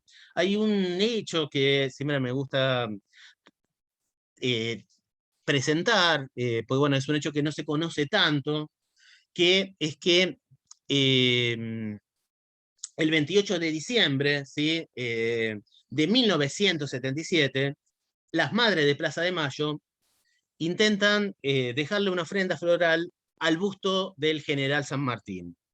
Y es la primera vez que justamente las madres de Plaza de Mayo son reprimidas públicamente, ¿sí?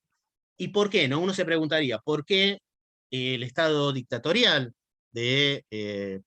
derivado del golpe de Estado del 76 no obró como obró siempre? O sea, bajo el terrorismo de Estado, que se hizo desde las sombras, ¿no?, de forma sistemática pero oculta.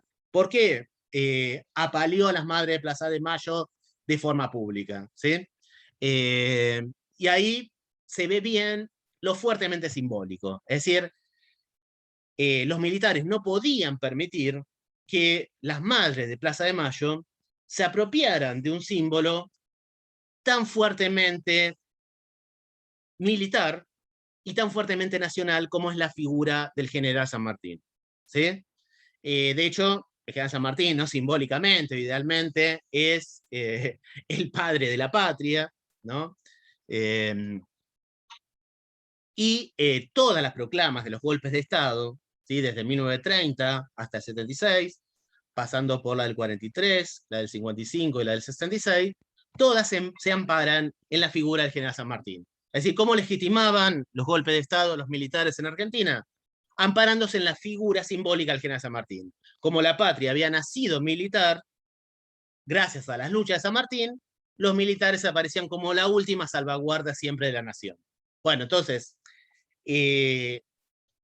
la dictadura del 76 no podía permitir que las madres de Plaza de Mayo se apropiaran de ese símbolo tan fuertemente militar y tan fuertemente nacional, ¿sí? Por otro lado, tampoco le pasó desapercibida a la cúpula militar la fecha, ¿sí? El 28 de diciembre. Todos sabemos que el 28 de diciembre es el Día de los Santos Inocentes, y los Santos Inocentes evoca, ¿no?, la matanza de Herodes de los niños menores de 2 años cuando Herodes estaba buscando a Jesús, ¿no? De hecho se hacen bromas porque es tan terrorífico el hecho que evoca que se intenta mitigar con la risa, ¿no?, y con la broma. Dejarla que el 28 de diciembre, además, dejaran una ofrenda floral en el busto general San Martín, implicaba a nivel social equiparar, ¿no?, a Videla o a la Junta Militar con Herodes, y a sus hijos, ¿no?, a los desaparecidos con los santos inocentes, ¿sí? De hecho, esa misma fecha, el 28 de diciembre, pero de 1990, es la fecha que va a elegir Menem para darle el indulto a los militares, ¿no? Con lo cual se invierte la lógica. Lo que aparecen como los inocentes son los militares, ¿sí? Eso es en 1990. Un mes antes, Menem manda a traer de Inglaterra los restos de Rosas y reivindica la figura de Rosas. Y eso también tiene una propuesta política. Es decir, ¿qué es lo que está diciendo a nivel colectivo? Está preparando para los indultos a los militares un mes después. Está diciendo a nivel colectivo, Rosas era un sanguinario, Rosas se mataba de manera terrible a sus enemigos políticos, pero salvó al país, en definitiva, de los intereses de Inglaterra y de Francia. No fue un nacionalista. Acá también, ¿no? Estaría diciendo a nivel colectivo, bueno, los militares cometieron excesos, pero salvaron al país de la subversión, ¿no? Para decirlo muy rápidamente. Si ustedes ven también, ¿no?, la historia del siglo XX de Hobsbawm, empieza también narrando un hecho simbólico, ¿no?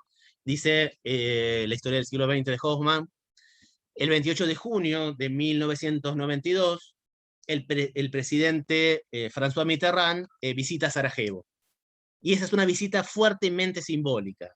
Primero por la fecha, ¿sí? La fecha y el lugar, ¿no? El 28 de junio del 92 evocaba el 28 de junio de 1914 y el asesinato del heredero al trono austrohúngaro de Francisco José, que había sido la excusa de los países centrales ¿no? Otra cuestión de imaginario social, de los países europeos para desatar la Primera Guerra Mundial. Que un presidente francés, considerado casi como un estadista, ¿no? Francia con toda la tradición republicana que tiene en el imaginario social, ¿no? Porque después con Argelia ha cometido violaciones a los derechos humanos terribles, que un presidente francés, casi un anciano, un estadista, visitara Sarajevo en plenas guerras balcánicas, era como una alerta también para el mundo, ¿sí? Es decir, de estas cuestiones está impregnada la política, de estos elementos simbólicos que en definitiva son mensajes, son intentos de legitimación de acciones políticas posteriores o anteriores, preparación para la memoria colectiva, en definitiva, vehiculizar sentimientos que permitan después también, o que avalen las acciones políticas. Les dejo la palabra a ustedes para otros ejemplos, ¿no?, propios del imaginario social, y después cito algunos otros. Quien quiera contar.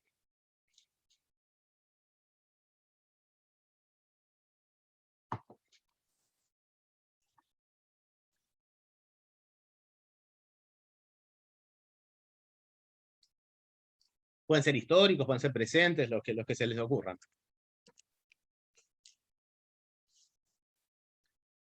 Recién inclusive cuando decíamos, ¿no?, José de San Martín, el padre de la patria, sabemos que hay también, ¿no?, fuertes luchas, ¿no?, para hacer un revisionismo, ¿no?, sobre esa idea de padres de la patria.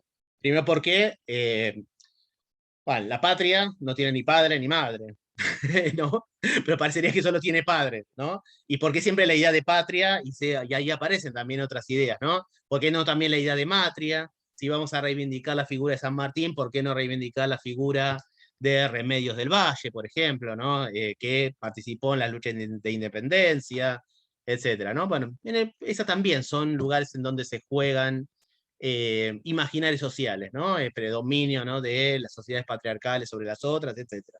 Pero bueno, quiero escucharlos a ustedes, ejemplos históricos, contemporáneos, de cómo se juegan los universos simbólicos y el imaginario social. ¿Puede ser, profe, nombrar al resto de las provincias que no son Buenos Aires como el interior? Sí, tal cual, ¿no? No, es raro, ¿el interior de qué? Es ¿Cuál es rarísimo. el exterior? Es rarísimo. Tal cual, ¿sí? El interior profundo, además. Tal cual, Victoria. Acá es eso y Tengo un amigo que siempre dice que se debería decir tierra adentro, pero no sé si... Tampoco. No sé. Hay una idea siempre ahí, ¿no?, de un centro, ¿no?, puesto también, ¿no?, en la ciudad de Buenos Aires, y que todo lo demás es adyacente, ¿no? Pero bueno, ahí se juegan también, ¿no?, cuestiones que tienen que ver con el poder, y también con cómo es percibido, ¿no?, el otro, ¿no? También, sí, tal cual. ¿Qué más?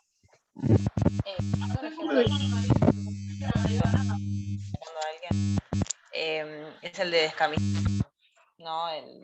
Y el vestir y la ropa como configuración de una persona, y lo que implicaba que esa persona se quite la camisa o se la remangue. Creo que es un ejemplo que se me ocurrió.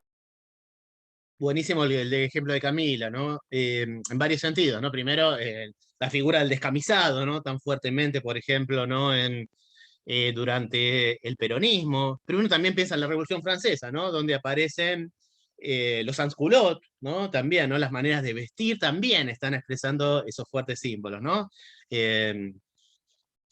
Eslogan, ¿no? Eslogan que han quedado, ¿no? Y a partir de los cuales se cuenta la historia, ¿no? Parecería que la historia se cuenta también a partir de lo propiamente simbólico, ¿no? La toma de la Bastilla, libertad, fraternidad, igualdad, ¿no? Esos eslogan propios de la Revolución Francesa, las vestimentas. Es muy interesante esto que planteaba Camila, y que también lo plantea esto también, ¿no?, la puesta en escena de la política, ¿no? La política también siempre es una puesta en escena, y una puesta en escena también de lo simbólico. Esto que plantea Marx en el 18 Brumario, ¿no? Los modernos utilizando el ropaje de los antiguos, ¿no? Bonaparte poniéndose la corona de Julio César, ¿no? Para manifestar más poder. Sí. El tema de toda esa puesta en escena y que en las vestimentas es muy interesante. ¿Quién más quiere contar? Puede ser la quema del cajón radical por el Domingo Iglesias hacia una vuelta a la democracia, y ese discurso de Alfonsín que con la democracia se come, se vive, se educa. Así es, sí, las dos son muy buenos ejemplos.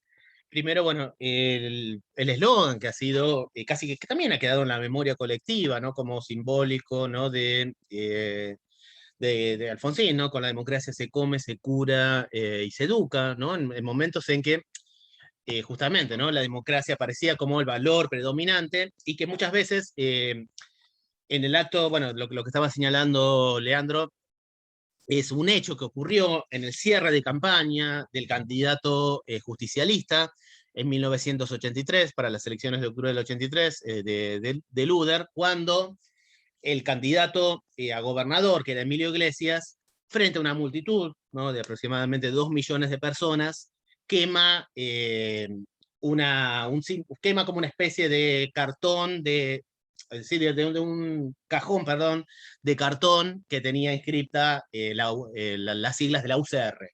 Bueno, esa quema que hace Emilio Iglesias delante de la multitud, para muchos fue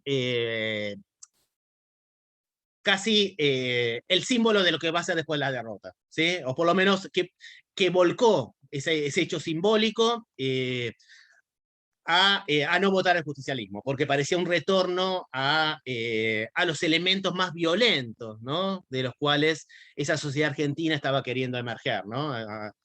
Así que sí, están muy buenos esos ejemplos. ¿Qué otros ejemplos se les ocurren?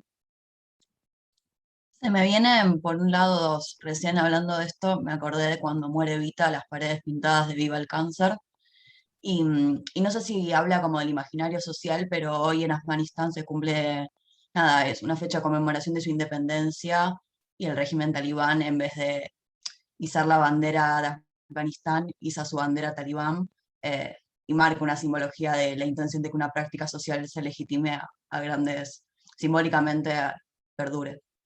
Sí, sí, los dos son perfectos ejemplos de todas estas cuestiones. Pero ven cómo, además, cómo frente a esas cuestiones uno reacciona inmediatamente, ¿no? Le produce sentimientos o de adhesión, bueno, o en este caso de agresión, ¿no? De amor o de odio, ¿no? Pero bueno, porque además se sabe que ahí se juega mucho. Se juega casi lo que va a quedar o lo que va a perdurar en la memoria histórica, ¿no? Cuando en su momento, ¿no? En 2001, en septiembre de 2001, son derribadas, ¿no? Las Torres Gemelas, cuando se invade Irak, las primeras imágenes que se pasan son las imágenes de cómo se derrumba el busto de Saddam Hussein, ¿no? Digamos, no parecen casuales también esa construcción de las noticias, porque saben que eso es lo que impacta y lo que queda en la historia, además, ¿no? Sí, Josefina, ¿vas a decir algo? ¿O no? ¿Otros ejemplos? En esto del uso como estratégico que hablaban en las campañas, por ejemplo, se me ocurre la campaña del no en Chile, cuando se hace el plebiscito para terminar con la dictadura.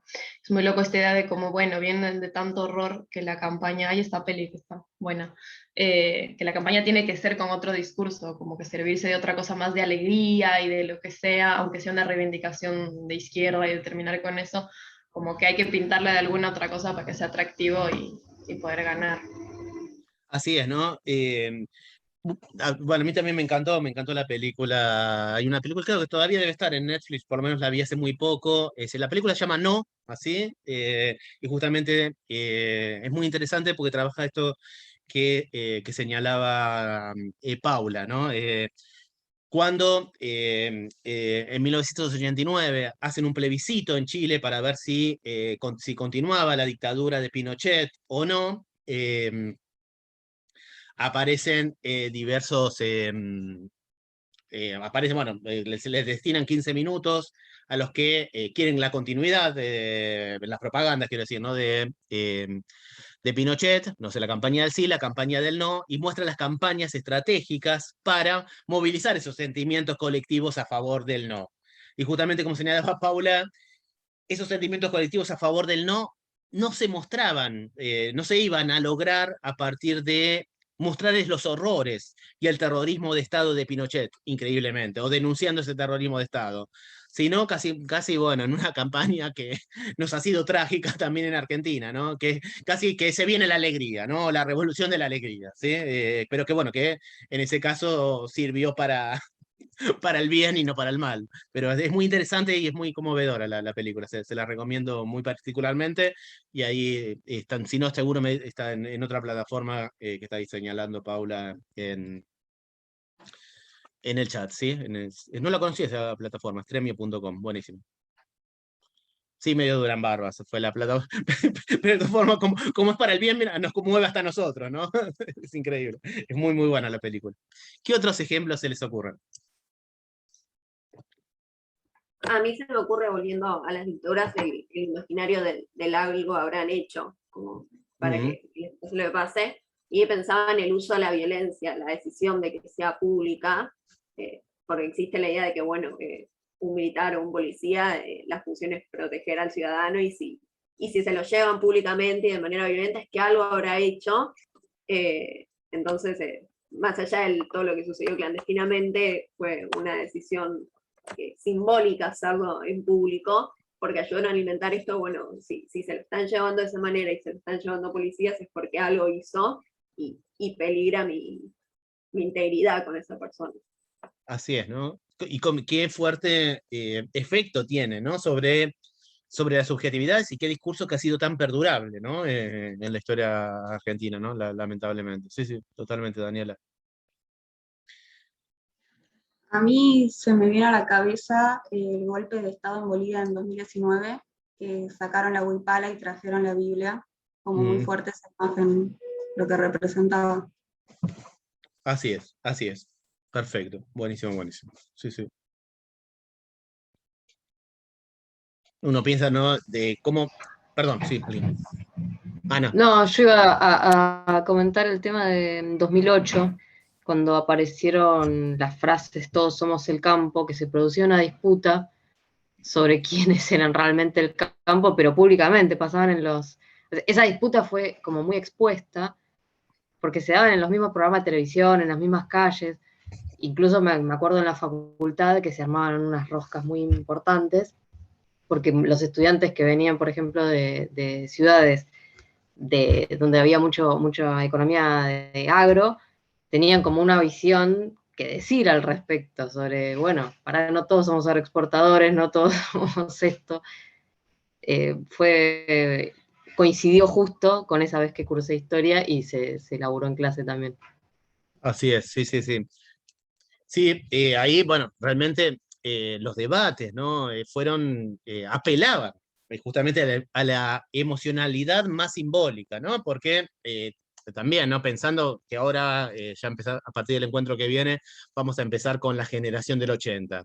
La generación del 80 fue muy efectiva, ¿no? Y fue hegemónica en el sentido de poder instaurar ciertos símbolos que después fueron retomados, fíjense, hasta en el 2008, ¿no? La idea de que en el campo se produce la riqueza nacional, ¿no? Esa estuvo muy puesta en juego en ese tipo de debates, ¿no? La idea de que forma parte de un imaginario social, ¿no? De la Argentina como granero del mundo, ¿sí? Y también a ver cómo se ha ido reformulando también esa idea, ¿no? A ver, si uno piensa en la contraposición entre civilización y barbarie, primero, la primigenia, la ciudad aparece como el lugar de la civilización y el campo, el interior, para hacerle... aparece como el lugar de la barbarie, ¿no? O el lugar del desierto, ¿no? Después, con la llegada de los inmigrantes, vamos a ver la generación del 80, va a comenzar a invertir, en cierta forma, esa idea, ¿no? La ciudad aparece, porque sabemos que es mayoritariamente inmigrante, aparece invadida por los inmigrantes, ¿sí? Aparece como el lugar de la contaminación y la verdadera identidad nacional está en el campo. Entonces, una figura literaria como es la del Martín Fierro, que primero había sido símbolo de la rebeldía al Estado Nacional, aparece reivindicada y como símbolo de la identidad nacional, ¿no? Sobre todo a partir de 1914. Hay una obra de teatro que se llama Al Campo, ¿no? Ahí está la verdadera patria, ahí está la verdadera identidad nacional. Pero es muy interesante cómo esta dicotomía, campo-ciudad, ¿no? Identidad nacional, etcétera, va variando, ¿sí? Se va resignificando, y después en una disputa, como fue la disputa por la 135, no, 125, perdón, se ponían en juego, ¿no? Y se ponía en juego en la calle, ¿no? Y movilizaba tantos sentimientos, ¿no? De un lado y del otro, ¿no? Y donde, inclusive, ¿no? Estudiantes avanzados no podían dejar de pensar, no en términos científicos, sino en términos de las propias emociones y los propios sentimientos, ¿no? Que les generaba todo ese tipo de cuestiones. ¿Quién quiere algún otro ejemplo?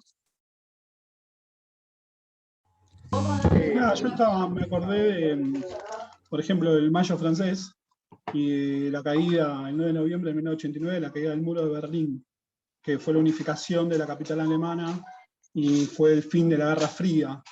Fue un mensaje muy fuerte en el mundo. Sí, están buenísimos los dos, Leandro. Primero, bueno, ¿no? Todo el Mayo francés, ¿no? Que uno piensa, esos grafitis, ¿no? También como esos fuertes símbolos, ¿no? Cuanto más ganas tengo de hacer el amor, más ganas tengo de hacer la revolución, ¿no? O abran el cerebro tan a menudo como la bragueta, ¿no? Digamos, esos grafitis que han quedado tan fuertemente plasmados, ¿no? La idea de liberación social y liberación sexual al mismo tiempo, ¿no? Y liberación educativa también, ¿no? Que pensaba el Mayo francés, y también, ¿no? Por la caída del muro de Berlín, como en su momento fue el levantamiento del muro de Berlín. La misma idea de Guerra Fría, ¿no? Es una idea muy, muy fuertemente simbólica, ¿no? O también cómo esas se corporizaban diferentes luchas, que eran luchas tecnológicas y luchas simbólicas al mismo tiempo, ¿no? Por ejemplo, quién iba a ser el primer hombre, ¿no? No la primera mujer, ¿no? Tampoco eso es casual, que iba a llegar a la luna, ¿no? También, todas esas cuestiones. Yo pensaba, ya que... ¿Se me escucha? Sí, Alejo, perfecto. Ya que estábamos muy en temas 70s y bueno, dichos concretos de integrantes de la Junta, de bueno, la frase de Videla de los argentinos somos derechos y humanos, primero en oposición total a un juego de palabras con los derechos humanos, obviamente, y después cómo se marca ahí la otredad, lo apátrida, o sea, la subversión, o como, digamos, bueno, los revolucionarios, no quizás los terroristas, no son parte, no son lo que uno desea de la patria, entonces hay que exterminarlos, justamente. Y también tenía una inquietud, no más que tanto un ejemplo, ¿qué pasa cuando hay disputas por un imaginario social, por un símbolo, pero por la reivindicación? O sea, todos los sectores por la positiva, ¿entendés? No como, no sé, Sarmiento o es el padre de la educación pública o un genocida de pueblos originarios, sino que San Martín, por ejemplo, son muy pocos los sectores que no lo reivindican por distintas cosas, pero es medio marginal, como que vos podés pensar a San Martín desde un lado más de izquierda latinoamericana, patria grande, como amigo de Bolívar y autodeterminación de los pueblos y no sé qué, desde un lado más nacional, o sea, nacionalista, medio fascista, como eso, nacionalismos, desde un lado más liberal, como es el padre del... Eso, cuando la disputa no es por la negativa, sino por todos se quieren apropiar de ese símbolo por distintos motivos. Como, bueno, me hizo acordar también lo de las madres que dijiste. La madre de Plaza de Mayo. Sí, sí. Y que también no sé cuántos ejemplos hay así, como todos los ejemplos que estamos diciendo y todo lo que se me ocurren son al revés, de querer que alguien enaltece a una figura o a un símbolo y otros están en contra, pero no sé si se me ocurren tantos que todo el mundo reivindique a ese símbolo, pero por distintos motivos, y se lo quiera apropiar o reescribir la historia de lo que en realidad quería San Martín. Bueno, eso. Está buenísimo, buenísimo lo que planteas, Alejo. Sí, a ver, no, de todas formas hay varios ejemplos de esto, ¿no? Esto que señalaba muy bien. Primero, bueno, es muy interesante el primer ejemplo que dio de los argentinos somos derechos y humanos, porque también nos mete a nosotros en esta idea, ¿no? ¿Quiénes aparecen como los reivindicadores de los derechos humanos? Justamente aquellos que están violando los derechos humanos, y en definitiva bajo el discurso perverso de... con el discurso de los derechos humanos violamos los derechos humanos, y con el discurso que estamos también señalando recién, ¿no? Esos otros no son humanos, ¿no? Esos otros que, inclusive en el discurso de Videla aparecían, ¿no? No están ni muertos ni vivos, están desaparecidos, ¿no? Pero que no adquieren el estatus total de humanidad. Y después Alejo también, ¿no? Introducía esta cuestión tan interesante de esos símbolos que aparecen como símbolos casi indiscutibles, ¿no? Y son lo indiscutible de lo nacional, y por eso todos quieren apropiarse de él, ¿no? Generalmente, ¿no? Salvo algunas luchas revisionistas que han pensado, ¿no? a San Martín, ¿no? Como un espía al servicio, ¿no? de España o inclusive de Inglaterra, salvo algunas cuestiones, aparecen como lo indiscutible y como símbolo de lo nacional. Quizás todo símbolo político que se precie tal quiera adquirir ese estatus, ¿no? Ese estatus de lo indiscutible. Por más que pase las épocas y los tiempos, no aparece como marco de discusión, ¿no? Pero apropiarse la figura de San Martín, como habíamos visto recién en las Madres Plaza de Mayo, es apropiarse de lo nacional, apropiarse de la Plaza de Mayo, ¿no? Es apropiarse también de lo propiamente nacional, ¿no? De la bandera, no casualmente, también muchísimos de los partidos políticos están retomando gran parte también de la bandera, por lo menos los que defienden desde el discurso, ¿no? Una postura nacional, se apropian de una parte también de la bandera nacional en sus escudos, ¿no? En sus escudos partidistas, etcétera, ¿no? Pero bueno, aparecen estos ejemplos de lo indiscutible, ¿no? Pero bueno, es muy, muy interesante, ¿sí? Acá Paula nombraba otros, por supuesto, ¿no? La crisis de misiles en Cuba, ¿no? En la época de Kennedy, como lucha entre capitalismo y comunismo, ¿no? Y bueno, también, ¿no? Las últimas luchas en relación con la mal llamada, ¿no? Bueno, la ley del aborto legal, donde aparecía una defensa de la vida, ¿no? También, ¿no? También esa cuestión que también está señalando, a ver, Jorge, creo. Esperen que yo siempre tengo... Sí, Jorge, buenísimo.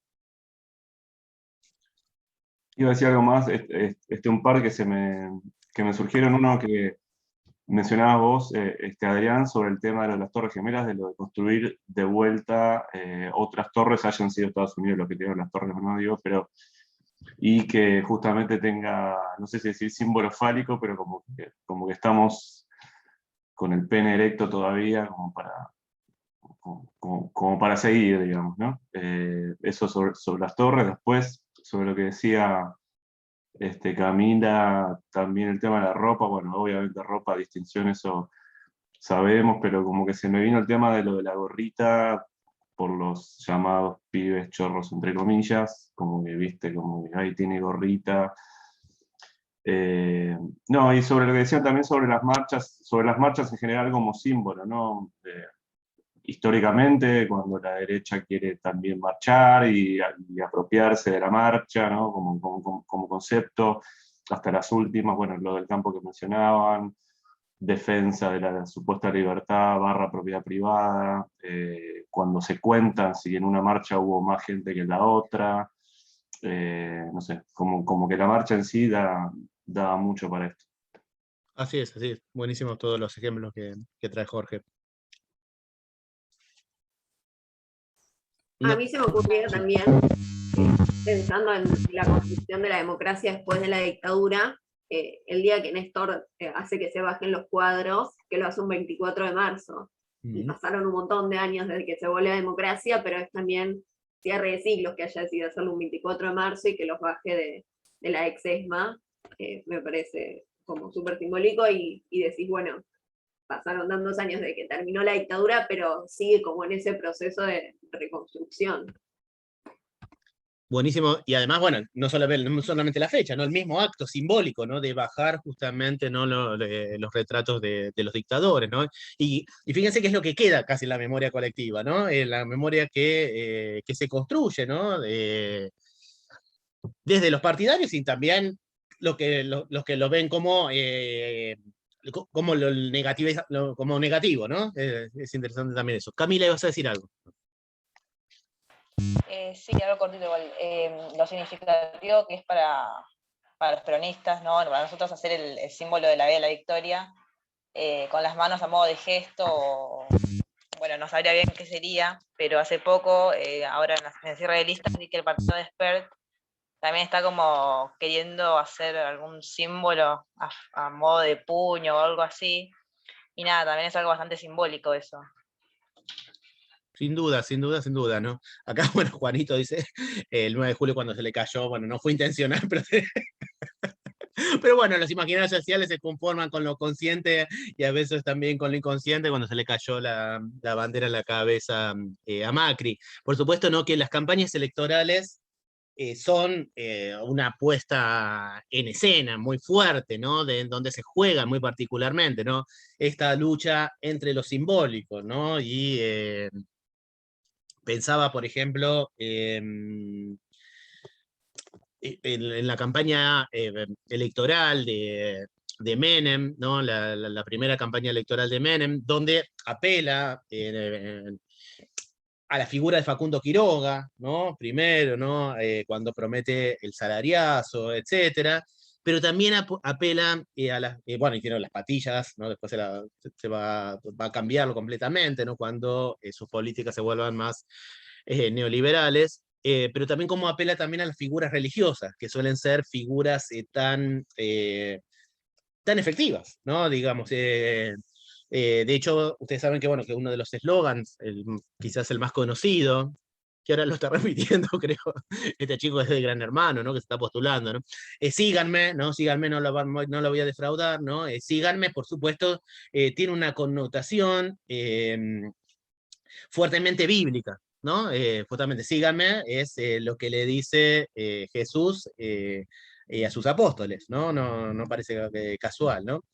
Eh, el- Acá a nivel deportivo, 19, por supuesto, ¿no? El gol de Maradona a los ingleses, que en algún momento también fue pensado como una reivindicación en el campo deportivo respecto de la guerra de Malvinas. Las luchas, esperen que se me va, se me viene. Por supuesto, la cifra de los 30.000, ¿no? Que ahora está volviendo a ser sobre el tapete. Y también la nueva interpretación, ¿no? O la resignificación, ¿no? Que hace la escritora, ¿no? Gabriela Cabezón Cámara en Las aventuras de la China Iron, cuando se centra justamente en la mujer, ¿no? En la mujer del Martín Fierro, ¿no? Que es otra figura, ¿no? Se los recomiendo si no la leyeron muy particularmente, es otra figura canónica, ¿no? de la literatura argentina.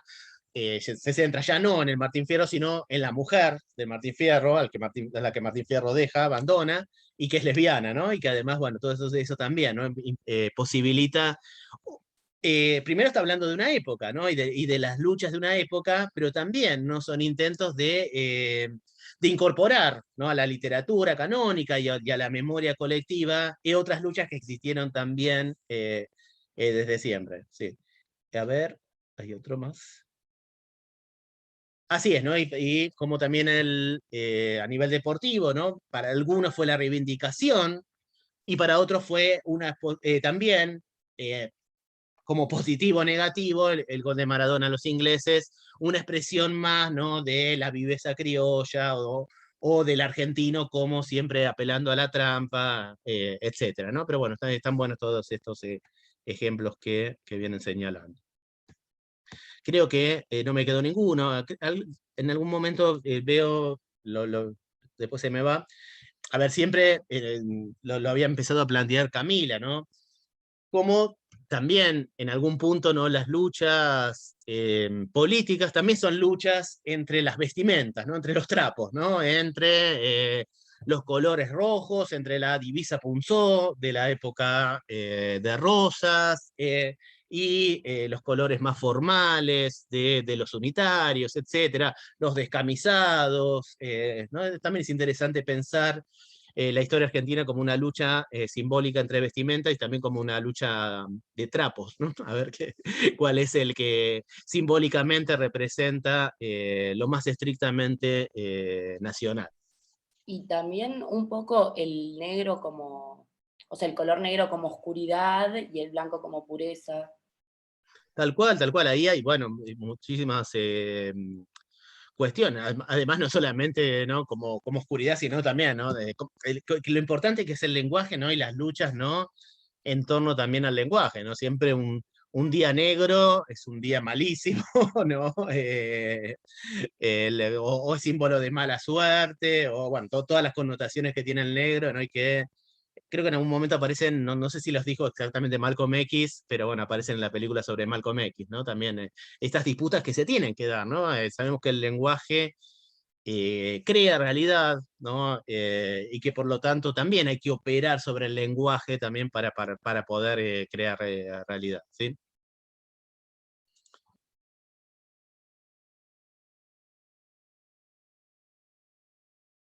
Y hasta con los animales, Jorge, esto es una gallina, un perro, un burro, etcétera, ¿no? También esto que señalaba en algún momento Rita Segato, ¿no? Hablando justamente, ¿no? Del lenguaje y cómo el lenguaje tradicional no solamente deja por fuera a la mitad de la humanidad, ¿no? O a más de la mitad de la humanidad, ¿no? Cuando utilizamos el todos como genérico, ¿no? No solamente deja por fuera a las mujeres, sino también deja por afuera, ¿no?, a las identidades no binarias. Pero Rita Segato también hace esta cuestión de cómo algunas palabras suelen tener una connotación positiva para cuando es en masculino, y una connotación negativa cuando es en femenino, no sé, en algunos adjetivos sobre todo, ¿no? O cuando algunas cosas se utilizan como adjetivo, ¿no? Si se le dice perra a una mujer, se le está diciendo que es una prostituta; si se le dice perro, no se le está diciendo nada; si se le dice zorra a una mujer, se le está diciendo nuevamente que es una prostituta; si se le dice zorro a un varón, se le está diciendo que es alguien astuto, ¿sí? Digamos, esas cuestiones también, ¿no?, en donde se juegan justamente estas luchas patriarcales, ¿no?, o estas luchas de género, ¿no? Y que bueno, y como, a ver, las cuentas no están saldadas, ¿no? Son interesantes todas las luchas que se están dando, ¿no?, en cuestión de cómo reemplazar ese todo, ¿no? Y que hemos intentado de diferentes maneras, ¿no? Con el arroba, ¿no?, o con la X, o con la E, ¿no? Para reemplazar la O e incluir a la mayor cantidad de gente, ¿no? A mí particularmente, a ver, las luchas no están saldadas, y está bueno que no estén saldadas porque sabemos que también, ¿no?, también el lenguaje no se modifica por imposición, ¿no? Sino se va modificando con el tiempo, y con acuerdos, y con luchas, ¿no? Y con luchas. A mí particularmente la que más me gusta es la X, ¿no?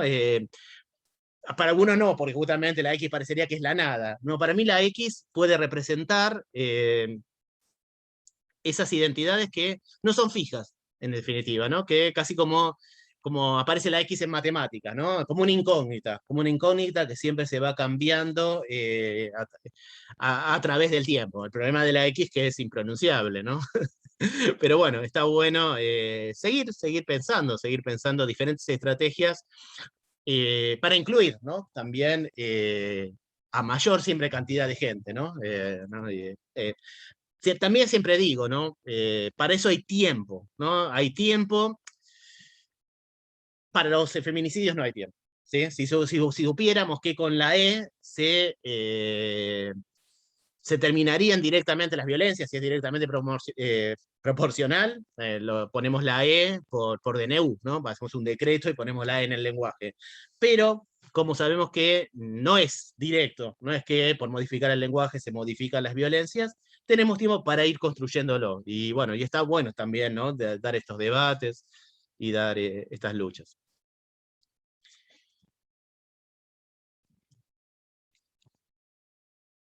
Bueno, creo que dimos un panorama, por lo menos a mí siempre me parece muy importante que este concepto estructurante de la materia, que es el concepto de imaginario social, quede lo más explícito posible, porque, bueno, básicamente porque, como también en algún momento creo que lo señalaba Victoria, ¿no?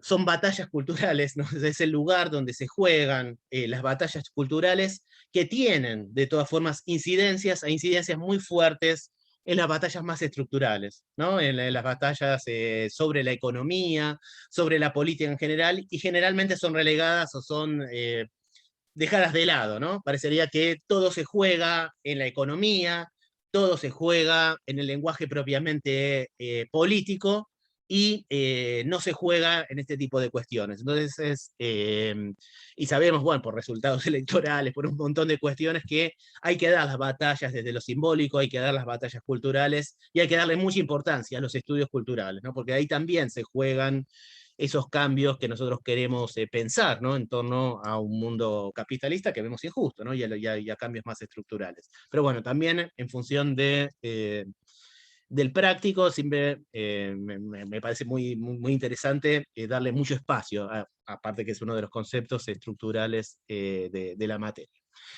Bueno, eso lo que nos ha llevado es que no hemos visto el texto de Enrique Marí.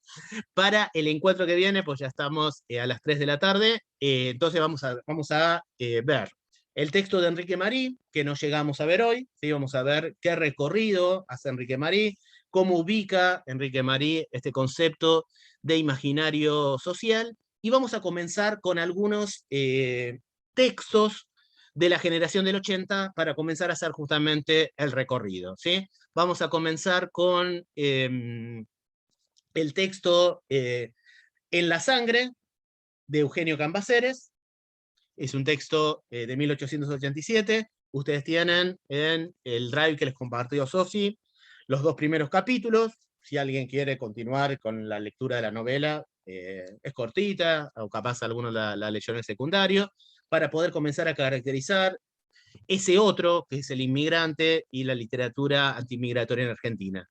Tienen ese texto, tienen un texto de Gladys Onega, que se llama La literatura en la inmigración argentina, algo así, o la literatura de la inmigración argentina. Bueno, es el texto de Gladys Onega.